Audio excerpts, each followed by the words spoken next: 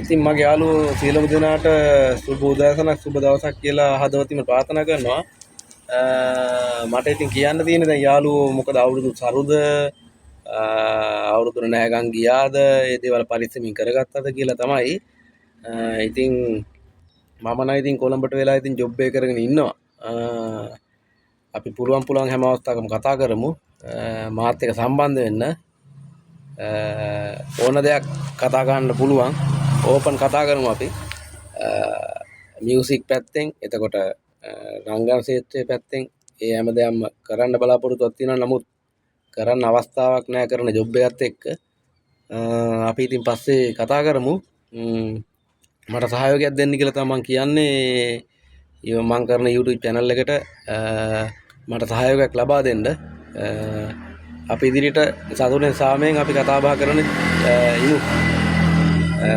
නොදන්න දෙයක් අහගන්නවා. එතකොට දන්න දෙයක් කියලා දෙනවා. මියුසික් පැත්තෙන් ඩ්‍රම්ස්, ඔක්ටපෑඩ්, ගිටාර්, එතකොට ට්‍රම්පට් ඒ හැම දෙයක්ම ඉගෙනගෙන ඉන්නේ.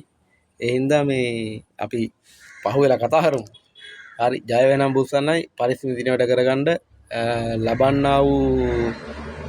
ලැබුවා වූ සිංහල හා හින්දු අලුත් අවුරුද්ද ඔබ පවුලේ සියලුම දෙනාට සාමයෙන් සතුටු පිරි සුබ අවසරක් වේවා කියලා ආදරයෙන් ප්‍රාර්ථනා කරනවා.